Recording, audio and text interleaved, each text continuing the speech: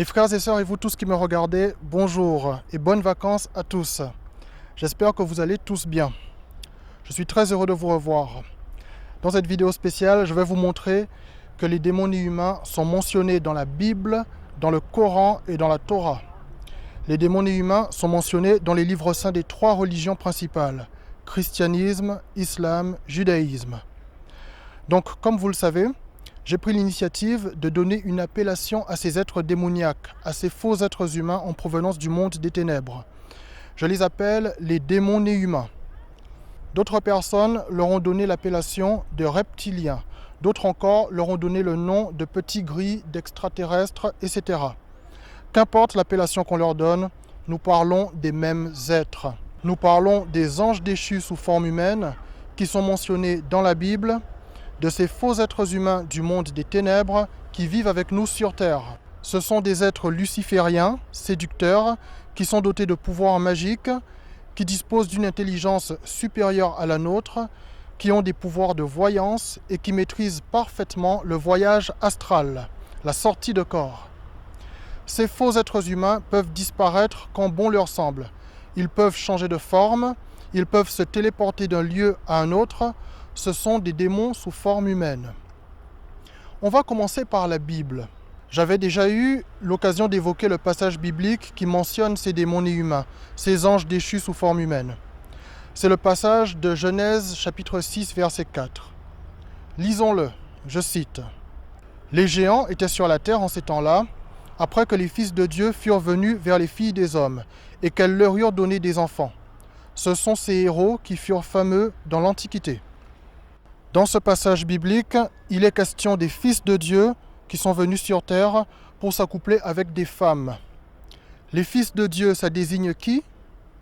Ça désigne les anges déchus qui se sont incarnés sous forme humaine pour avoir des relations sexuelles avec des femmes, avec des êtres humains.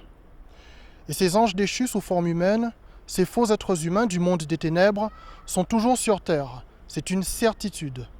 Il n'y a aucun verset de la Bible qui stipule que ces êtres auraient quitté la terre. Aucun verset de la Bible ne le stipule. Certaines personnes ont tenté d'avancer le passage biblique de Jude chapitre 1 verset 6, dans le but de faire croire que Dieu aurait définitivement empêché aux démons de s'incarner sous forme humaine à nouveau. C'est une énorme erreur. Vous allez voir comment ceux qui évoquent Jude chapitre 1 verset 6 sont complètement à côté de la plaque. Et je dis ça sans aucune provocation. Déjà, lisons Jude chapitre 1 verset 6. Je cite. « Quant aux anges qui n'ont pas conservé leur rang, mais ont abandonné leur demeure propre, il les a enchaînés, donc Dieu les a enchaînés éternellement dans les ténèbres pour le jugement du grand jour. » Est-ce que vous avez bien entendu? Il est question ici des anges qui n'ont pas conservé leur rang, mais qui ont abandonné leur demeure propre. Qui sont les anges qui n'ont pas conservé leur rang? Qui sont les anges qui ont abandonné leur demeure propre? Ce sont les anges qui ont suivi Satan dans sa rébellion contre Dieu. Il s'agit des démons, tout simplement. Et ces démons, ces anges déchus, ne se sont pas rebellés contre Dieu au moment où ils sont descendus sur terre pour avoir des relations sexuelles avec des femmes. Ils se sont rebellés contre Dieu bien avant ça. Et la preuve se trouve en Apocalypse chapitre 12, versets 7 à 9. Regardez vous-même. Et il y eut guerre dans le ciel. Michel et ses anges combattirent contre le dragon, et le dragon et ses anges combattirent. Mais ils ne furent pas les plus forts, et leur place ne fut plus trouvée dans le ciel. Et il fut précipité le grand dragon, le serpent ancien, appelé le diable et Satan, celui qui séduit toute la terre. Il fut précipité sur la terre, et ses anges furent précipités avec lui. Voilà le moment où les anges déchus se sont rebellés contre Dieu. Cette guerre qui a eu lieu dans le ciel entre les anges de Dieu et les anges rebelles, cette guerre céleste est survenue bien avant que les anges rebelles soient descendus sur terre pour avoir des relations sexuelles avec des femmes. Cette guerre céleste a eu lieu bien avant la création d'Adam et Ève. Et c'est après que Satan et ses anges rebelles aient perdu cette guerre céleste qu'ils ont été précipités sur la terre et qu'ils ont été enchaînés dans les ténèbres, comme le stipule Jude chapitre 1 verset 6. Voilà le vrai sens de Jude chapitre 1 verset 6. Les anges déchus que Dieu a enchaînés dans les ténèbres, en Jude chapitre 1 verset 6, ce ne sont pas seulement les anges rebelles qui sont venus sur terre pour s'accoupler avec des êtres humains. Les anges déchus que Dieu a enchaînés dans les ténèbres, ce sont tous les anges qui ont suivi Satan dans sa rébellion contre Dieu, autrement dit, tous les démons. Voilà aussi pourquoi les ténèbres dans lesquelles sont enchaînés les anges rebelles en Jude chapitre 1 verset 6 ne peuvent pas désigner un lieu d'incarcération pour les démons. Cette interprétation n'a aucun sens. En réalité, en Jude chapitre 1 verset 6, les ténèbres désignent ce qui est obscur au sens spirituel. Par exemple, l'impudicité, le mensonge, la violence, la cruauté, la criminalité, etc. Ce sont des choses obscures au sens spirituel. Lorsque Satan se fait appeler le prince des ténèbres, ça signifie que Satan a une position dominante dans les choses obscures et pécheresses. D'ailleurs, dans d'autres versions de la Bible, en Jude chapitre 1 verset 6, le mot ténèbres est remplacé par le mot obscurité. C'est le cas dans la Bible en français courant, dans la Bible traduite par David Martin ou encore dans la Bible Darby. Le mot ténèbres est remplacé par le mot obscurité. Et une fois de plus, rendons-nous à l'évidence, en Jude chapitre 1 verset 6, le mot obscurité ne peut pas désigner un lieu d'incarcération pour les démons. Sinon, il faudrait que le mot obscurité ait le même sens, par exemple, en Romains chapitre 1 verset 21, lorsqu'il est question des gens qui n'honorent pas Dieu et dont l'esprit insensé a été plongé dans l'obscurité. Bible en français courant. Plonger dans l'obscurité, bien évidemment, dans ce passage, c'est une expression qui fait référence à l'égarement spirituel de ceux qui n'honorent pas Dieu. Eh bien, c'est pareil en Jude chapitre 1 verset 6.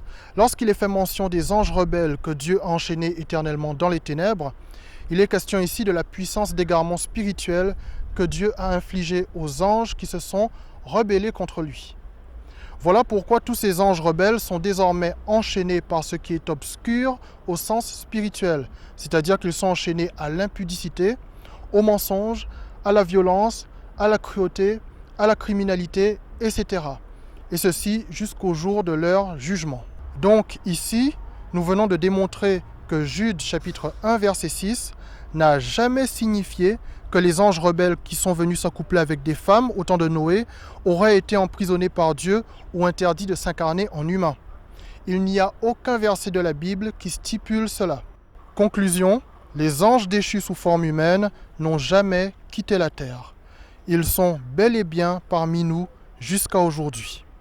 Deuxième chose, un peu de bon sens. Le Tout-Puissant, le Créateur du ciel et de la terre, est un Dieu de justice, nous sommes d'accord. Bon.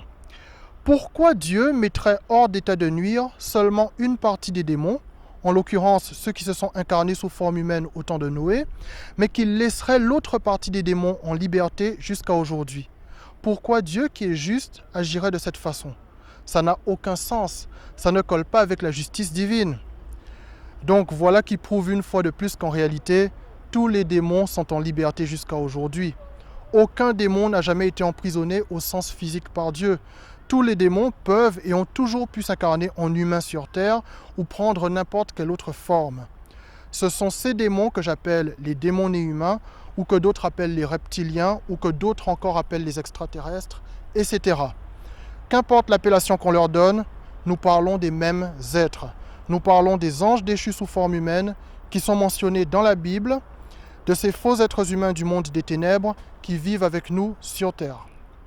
Ce sont des êtres lucifériens, séducteurs, qui sont dotés de pouvoirs magiques, qui disposent d'une intelligence supérieure à la nôtre, qui ont des pouvoirs de voyance et qui maîtrisent parfaitement le voyage astral, la sortie de corps, etc. Ces faux êtres humains peuvent disparaître quand bon leur semble, ils peuvent changer de forme, ils peuvent se téléporter d'un lieu à un autre. La notion de matière, la notion de distance, ça n'a pas d'effet sur ces êtres. Ces choses ne sont pas des obstacles pour eux. Ce sont des démons sous forme humaine. Et j'ai pris l'initiative de leur donner l'appellation de démons nés humains. Voilà pour ce qui concerne les preuves bibliques. Maintenant, pour ce qui concerne le Coran. Comme vous le savez, mes frères et sœurs, je ne suis pas musulman, je suis chrétien.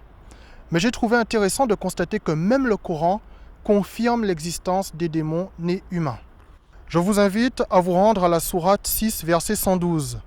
Nous lisons ceci, je cite, « Ainsi, à chaque prophète avons-nous assigné un ennemi, des diables d'entre les hommes et les djinns, qui s'inspirent trompeusement les uns aux autres des paroles enjolivées. » Est-ce que vous avez lu ça?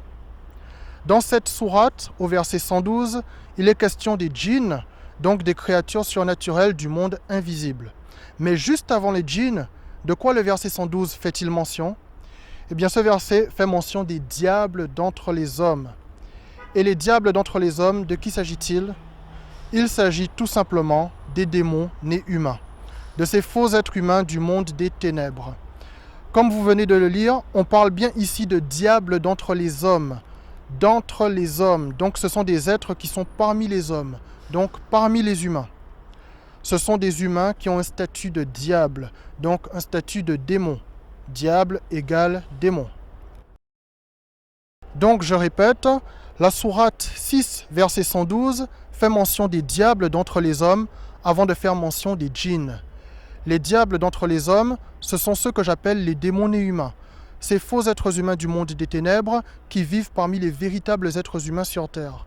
Ce sont des êtres lucifériens, séducteurs, qui sont dotés de pouvoirs magiques, qui disposent d'une intelligence supérieure à la nôtre, qui ont des pouvoirs de voyance, qui maîtrisent parfaitement le voyage astral, la sortie de corps, etc. Ces diables d'entre les hommes, ces faux êtres humains du monde des ténèbres, détestent les véritables êtres humains.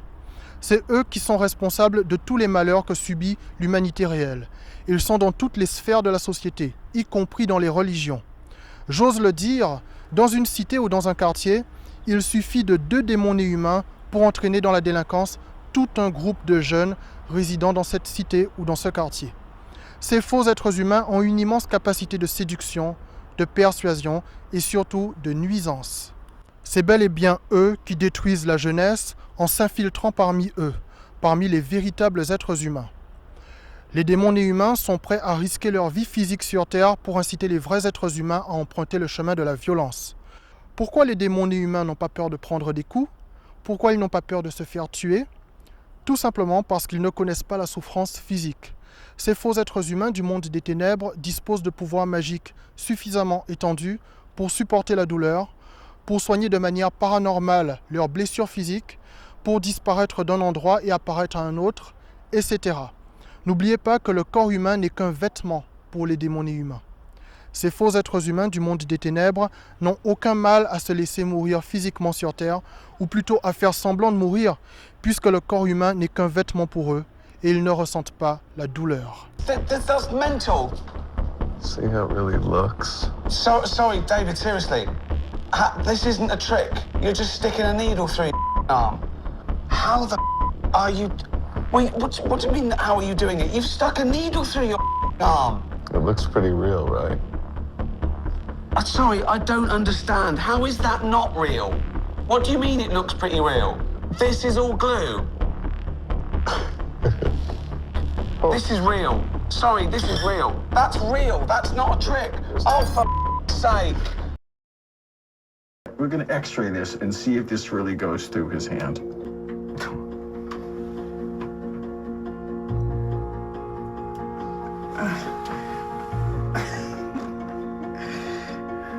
I see it.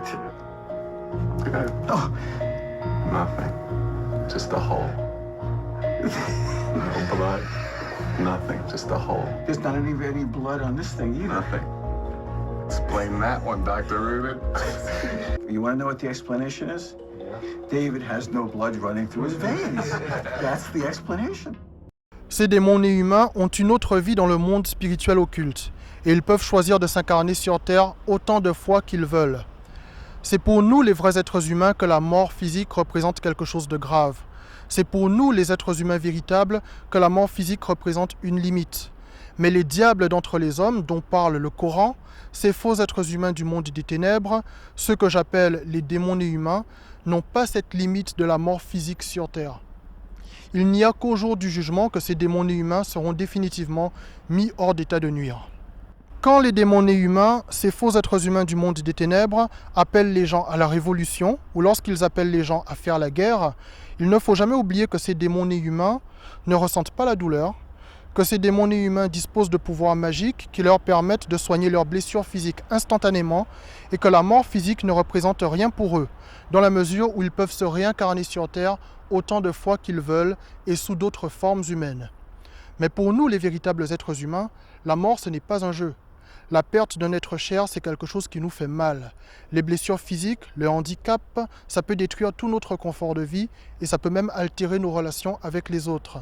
Lorsque les démons nés humains appellent les vrais êtres humains à la violence, à la révolution ou à la guerre, dites-vous bien que les démons nés humains, ces faux êtres humains du monde des ténèbres, sortent toujours gagnants, mais que nous, les véritables êtres humains, en cas de violence ou de guerre, nous sortons toujours perdants, quoi qu'il arrive. Une fois de plus, il n'y a qu'au jour du jugement que les démons nés humains seront définitivement mis hors d'état de nuire. Voilà pour ce qui concerne le Coran. Ne l'oubliez pas, Sourate 6, verset 112, les diables d'entre les hommes dont il est question dans ce passage coranique, il s'agit de ceux que j'appelle les démons nés humains, ou que d'autres ont appelés les reptiliens, ou que d'autres encore appellent les extraterrestres. Qu'importe l'appellation qu'on leur donne, nous parlons des mêmes êtres. Nous parlons de ces faux êtres humains du monde des ténèbres qui vivent avec nous sur Terre.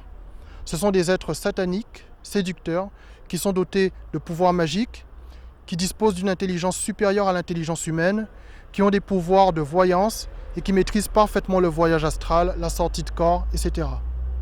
Voilà pour ce qui concerne le Coran. Une fois de plus, je rappelle que je ne suis pas musulman, je suis chrétien.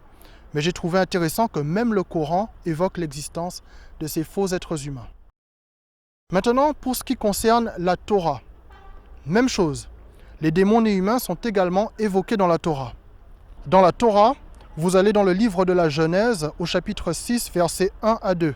Et qu'est-ce que vous lisez? Je cite « Or, quand les hommes eurent commencé à se multiplier sur la terre, et que des filles leur naquirent, les fils de la race divine trouvèrent que les filles de l'homme étaient belles, et ils choisirent pour femmes toutes celles qui leur convinrent. » Est-ce que vous avez bien lu? Il est question ici des fils de la race divine. Les fils de la race divine, ça désigne qui? Ça désigne tout simplement les anges déchus qui se sont incarnés sous forme humaine pour avoir des relations sexuelles avec des femmes. Moi, je leur ai donné l'appellation de démons nés humains. D'autres leur ont donné l'appellation de reptiliens, d'autres encore leur ont donné l'appellation d'extraterrestres, mais une fois de plus, nous parlons des mêmes êtres.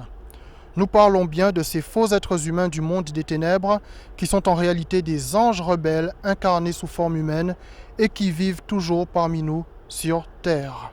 Ce sont de faux êtres humains dotés de pouvoirs magiques, dotés de pouvoirs de voyance, qui peuvent sortir de leur corps, disparaître, apparaître, qui ont une intelligence bien supérieure à celle des véritables êtres humains, mais retenez bien que tous leurs pouvoirs sont d'essence satanique. Donc vous voyez que même la Torah évoque les démons nés humains. Est-ce que vous vous rendez compte?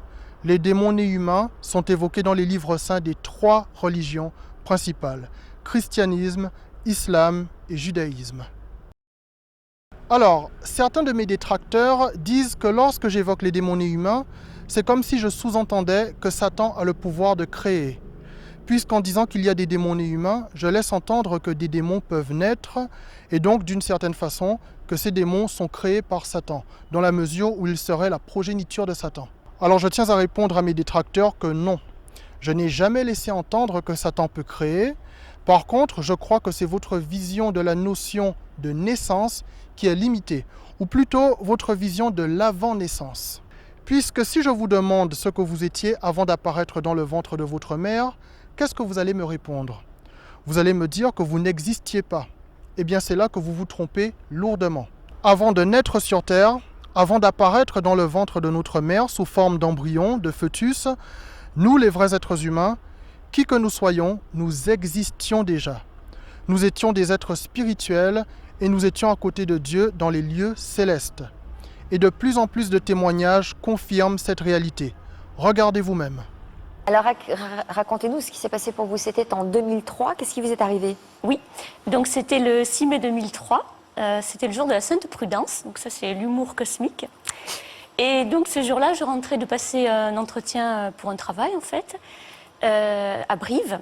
Et donc j'étais dans ma voiture, c'était à peu près 12h30, je conduisais, tout allait bien. Je me suis même dit, je me rappelle de mes dernières pensées, parce que je me suis dit, je devrais téléphoner à mon compagnon, je suis en retard. Puis j'ai dit non, le téléphone il est dans le sac à main, tout ça. Bon.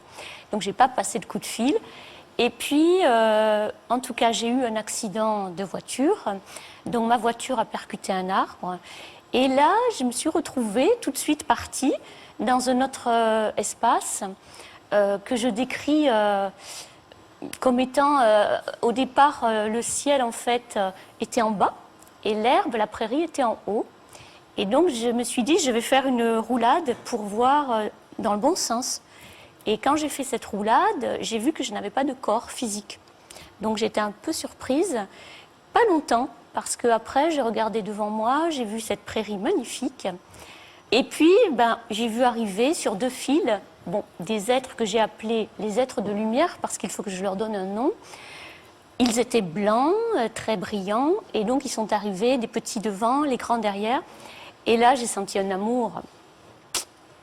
Des Malheureusement, qu'on ne peut pas décrire. Vous avez reconnus certains? Pas du tout, je ne connaissais pas de... Il y avait des visages ou c'était juste une lumière? Non, c'était juste des formes humaines très lumineuses, très intenses, mais pas des êtres que j'ai connus sur Terre. Et donc là, pas d'arrière-grand-père, d'arrière-grand-mère? Non. Mais il me semblait que je les connaissais parce que c'était extrêmement, beaucoup d'amour et une joie extraordinaire parce qu'ils riaient, ils étaient très contents que je revienne. Et moi, j'étais aussi très contente, il y avait un amour extraordinaire. Et ils riaient en vous disant quoi? Ils ne parlaient pas, il n'y avait pas de mots qu'on a échangés, c'était vraiment purement énergétique, je pourrais dire, avec cet amour et cette joie. Et alors, ils vous ont adressé un message? Non. Non, parce qu'après, il y a un pompier qui était là, en fait, avec moi dans cette voiture à un moment donné. Et en fait, le pompier m'a pris la main droite. Et vous étiez consciente? Non, là, j'étais dans la prairie. Ouais. Il m'a pris la main et il a dit « ouvrez les yeux » d'un air très stressé.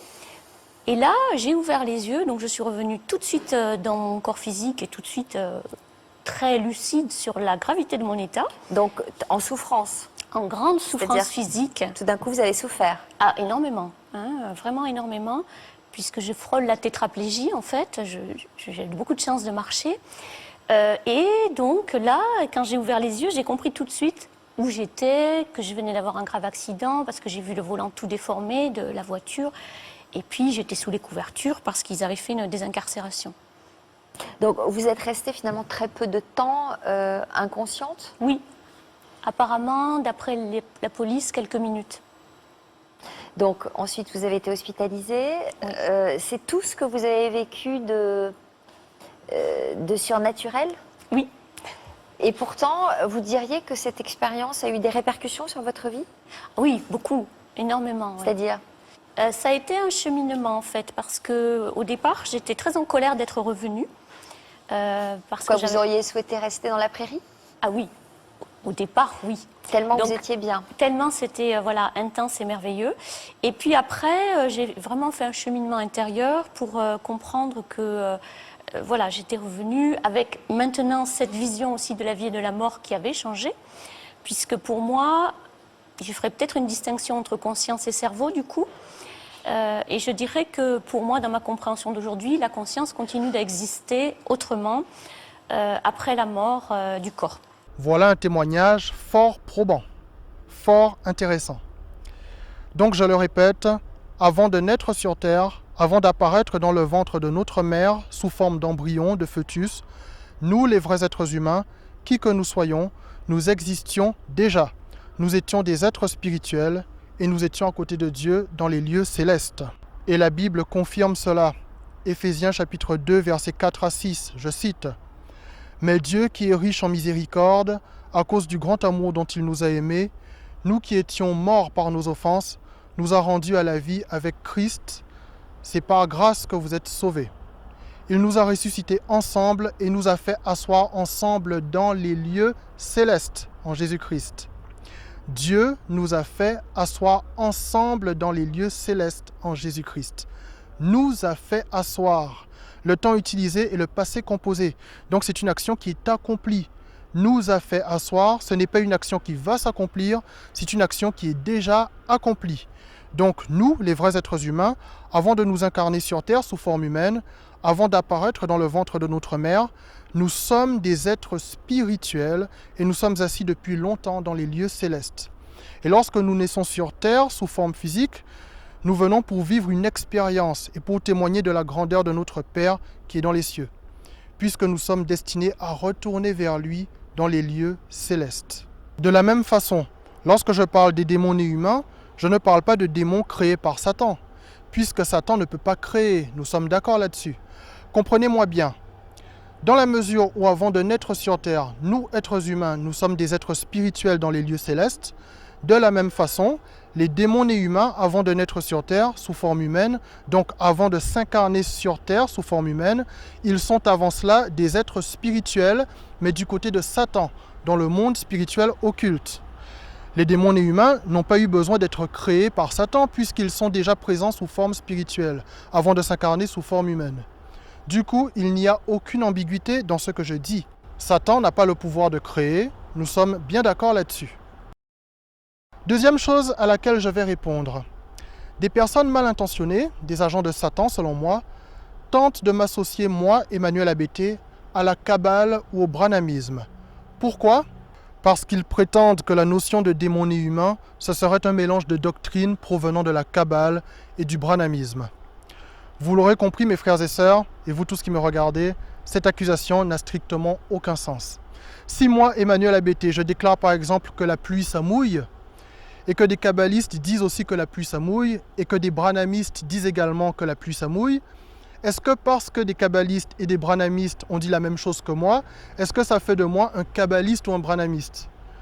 Donc vous voyez que le diable ne sait plus quoi inventer comme calomnie pour freiner la propagation de la vérité sur les démons nés humains, sur ces faux êtres humains du monde des ténèbres qui vivent parmi nous, les humains. Je le rappelle une fois de plus, les démons nés humains sont évoqués dans les livres saints des 3 religions principales, christianisme, islam, judaïsme, et nous venons de le démontrer. Nous sommes en 2018. C'est incroyable de se dire qu'il y a seulement un siècle et demi, les démons nés humains qui vivent parmi nous sur Terre étaient évoqués dans les dictionnaires, et ceci sans aucune censure. En voici encore une preuve terrible. J'ai retrouvé un autre dictionnaire publié en 1846, intitulé « Le génie de la langue française » ou « Dictionnaire du langage choisi ». Et une fois de plus, voilà un dictionnaire qui mentionne les démons nés humains. Regardez bien la définition du mot « démon ». Lisez la deuxième phrase. Qu'est-ce qui est écrit ? Démon revêtu de la forme humaine. Démon revêtu de la forme humaine. Ici, vous le voyez, il n'est pas question de démon qui possède un humain. Il est question de démons revêtus de la forme humaine. C'est eux que j'appelle les démons nés humains, les faux êtres humains du monde des ténèbres. D'autres les appellent les reptiliens, d'autres les appellent les extraterrestres, mais nous sommes bien d'accord, nous parlons des mêmes êtres. La question que vous devriez vous poser, vous tous qui me regardez, c'est pourquoi les dictionnaires d'aujourd'hui ne parlent plus de ces démons revêtus de la forme humaine ? Eh bien, par la grâce de Dieu, je vais vous répondre maintenant même. C'est parce que ces démons nés humains ont pris le pouvoir de manière beaucoup plus prononcée vers la fin du 19e siècle. Ces faux êtres humains du monde des ténèbres sont entrés dans tous les domaines de la société, dans la politique, dans les religions, dans la littérature, dans la science, etc. Ces démons nés humains ont accumulé assez de pouvoir pour faire supprimer des dictionnaires tout ce qui mentionne leur nature, leur existence. C'est pour ça que les dictionnaires d'aujourd'hui ne mentionnent plus les démons revêtus de la forme humaine, qui sont pourtant parmi nous sur Terre jusqu'à maintenant. Ces êtres-là sont très présents dans la franc-maçonnerie. Et à un certain grade de la franc-maçonnerie, vous n'avez plus affaire à des êtres humains.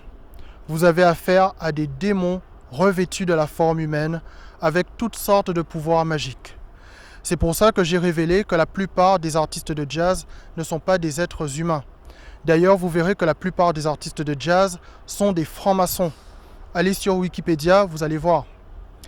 Les démons nés humains se sont infiltrés dans tous les domaines de la société, y compris dans les religions, dans la religion chrétienne notamment. C'est comme ça que vous pouvez voir par exemple un franc-maçon du 33e degré, Billy Graham pour ne pas le nommer, se faire décrire par l'ensemble des sites internet chrétiens comme un grand serviteur de Dieu. Un franc-maçon du 33e degré décrit comme un grand serviteur de Dieu par les sites internet chrétiens. Billy Graham, un homme qui a été franc-maçon jusqu'à la fin de sa vie. C'est là que vous voyez comment les démons humains, les faux êtres humains du monde des ténèbres, se sont infiltrés dans les religions et dans tous les domaines de la société. J'ai eu la surprise de recevoir certains commentaires où on me demandait la différence entre les démons et les anges déchus. Mais quelle question! Les démons sont des anges déchus. Je n'ai même pas besoin de vous le dire, le dictionnaire lui-même vous répond. Lisez la 3e phrase. Les démons sont des anges déchus. Vous avez vu le harcèlement psychologique que les démons humains tentent de me faire subir. Dans ma dernière vidéo, une fois de plus, les démons s'attaquent au pouce bleu que je peux recevoir. Et je ne suis pas la seule victime de ces phénomènes paranormaux sur YouTube. Les véritables chercheurs de vérité en sont victimes également. Mais c'est lorsque je subis ces choses, mes frères et sœurs, et vous tous qui me regardez, que je me rends compte que par la grâce de Dieu, nous sommes bel et bien dans la vérité. Et je dis ça en toute modestie. Plus on dévoile des vérités, plus on est combattu. Pour les entités démoniaques sur YouTube qui seraient tentées de me faire passer pour un faux prophète, je signale que pour être un faux prophète, il faut déjà être un prophète. Vous êtes tous témoins, je ne me suis jamais défini comme un prophète. Je ne m'attribue aucun statut grandiloquent dans ma vie spirituelle. Je suis un simple être humain pécheur, imparfait comme vous, mes frères et sœurs, et vous tous qui me regardez. Je suis un simple être humain pécheur qui aime Jésus-Christ, le Fils premier-né du Créateur Tout-Puissant, et je ne suis pas le seul à recevoir des révélations du Très-Haut. Vous tous, mes frères et sœurs, chacun de vous reçoit dans sa vie des révélations du Tout-Puissant en fonction de ce qu'il traverse. C'est aussi simple et aussi merveilleux que ça. Dieu soit loué. Mes frères et sœurs et vous tous qui me regardez, je vous remercie infiniment pour vos messages de soutien, pour vos mails que je lis attentivement et qui m'apportent énormément de choses. Vous n'imaginez pas à quel point. Je n'ai plus qu'à vous souhaiter de bonnes vacances. Hydratez-vous bien, il fait très chaud. Et je vous dis à très bientôt. Que Dieu vous bénisse.